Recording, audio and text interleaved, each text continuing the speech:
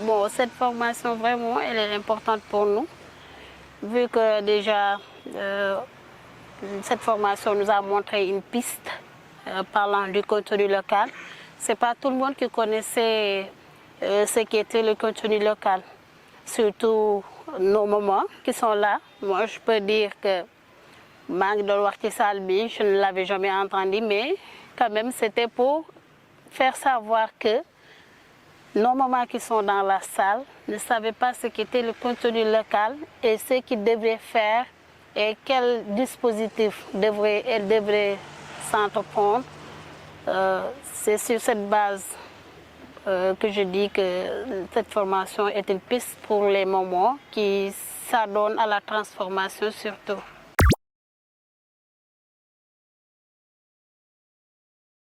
Bon, du côté des femmes, je dirais que c'est la formalisation qui manque et le manque d'information.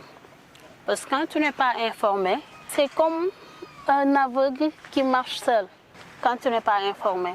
Nos mamans qui sont dedans, elles ne savent pas le contenu local, elles ne sont pas informées par où passer pour accéder au contenu local. Et comment faire pour accéder au financement et autres. Et plus encore la formalisation. Parce que les mamans, elles travaillent dur, mais elles ne sont pas formalisées. Surtout les GIE ne sont pas formalisés. Quand tu exerces un métier et que tu n'es pas en règle, ça pose problème. Parce que sinon, quand tu exerces un métier, ce que tu vas vouloir faire, c'est au moins être égal à ton maître ou voire même plus que ton maître. Elles ont appris, auparavant on ne savait pas ce qu'était la formalisation, mais au fur et à mesure que les gens avancent, il va falloir, pour compétir les marchés, ou bien compétir l'extérieur, il va falloir que tu sois formalisé, qu'elles font la transformation à Kédougou, ce sont leurs produits, mais elles vendent des femmes qui sont à Dakar, qui vont acheter pour transporter ça à l'extérieur et vendre plus cher que même elles qui ont travaillé.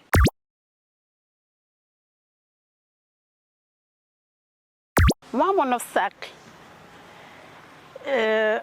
bon, je viens de commencer la transformation parce que j'ai étudié. J'ai eu le bac en 2016, j'ai fait l'université 2017-2018, 2019-2020, 2020-2021, j'étais à l'université, j'étais en train de suivre la philosophie. Je suis rentrée et déjà, je suis mariée. Et deuxièmement, quand je suis rentrée, j'ai fait des concours, parce que quand on parle de la philosophie, d'habitude les gens ont tendance à faire allusion à l'enseignement. Bon, j'ai fait des concours d'enseignement, ça n'a pas abouti. Je dis pourquoi pas me lancer dans la transformation, j'ai fait la transformation. J'ai eu le CAP en transformation et j'ai aussi fait d'autres formations comme l'éducation financière. J'ai eu à faire certaines aussi formations, comment gérer une entreprise, parce que j'ai été à Kaolack pour cette formation. Donc, mon obstacle est que je n'ai jamais été financée, parce que quand tu quittes l'école pour faire autre chose, ça pose problème. Pour pouvoir te relever aussi vite, ça va prendre du temps. Mais en tout cas, je suis en train d'y aller. L'année dernière, fin de l'année, on avait compéti, on avait déposé, je vais dire pas compéti, mais on avait déposé des dossiers pour être maître apprenti. Alors j'avais des élèves avec le projet PEJA. Je suis avec les élèves n'ont pas été évalués d'abord, mais quand même, le PEJA nous a soutenus en matériel. Ils nous ont amené des congélateurs, des matériels de transformation.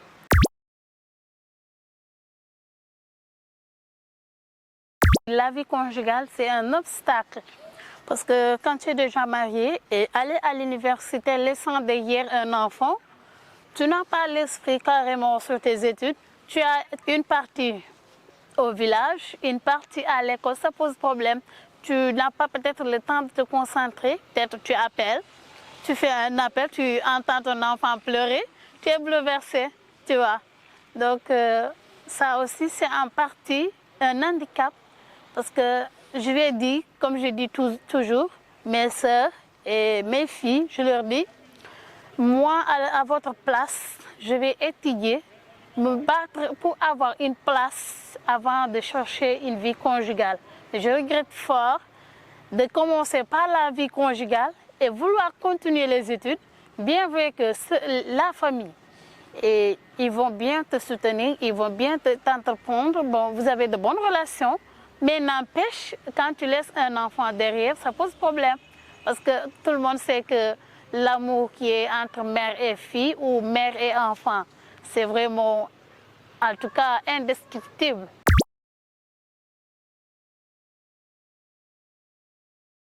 Bon, moi, je me dis que avant de créer une synergie, c'est de faire d'abord des femmes qui ont compris, des femmes qui ont été informées sur le contenu local. Par exemple, moi, je peux créer une synergie entre les femmes, disant que je vais être eux devant. Elles vont dire non, surtout avec les mamans, ça pose problème. Elles vont te dire non, toi tu viens d'arriver, tu ne vas pas être eux devant.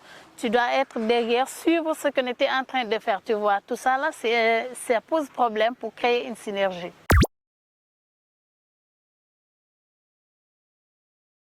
Moi, à mon avis, je ne dirais pas qu'elles ne pourront pas s'entendre. Elles peuvent s'entendre, bien sûr.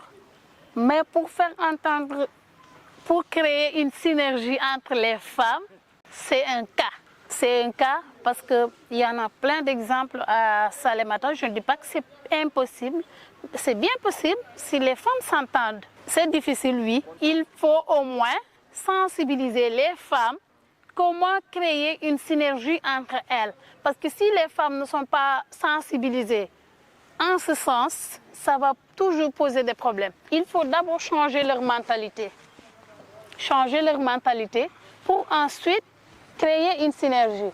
Parce que quand tu crées une synergie sans pour autant que tu changes de mentalité, ça va toujours poser des problèmes. Parce qu'elles vont commencer à aller à un certain moment, tu vois des dames qui disent que voilà, celle-là, elle se prend pour la plus intelligente, ou elle se prend celle qui a beaucoup plus compris. Tu vas voir, moi je sais, je parle en connaissance de cause.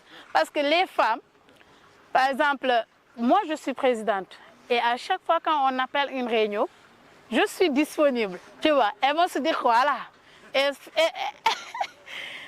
fait de l'argent sur notre dos, tu vois.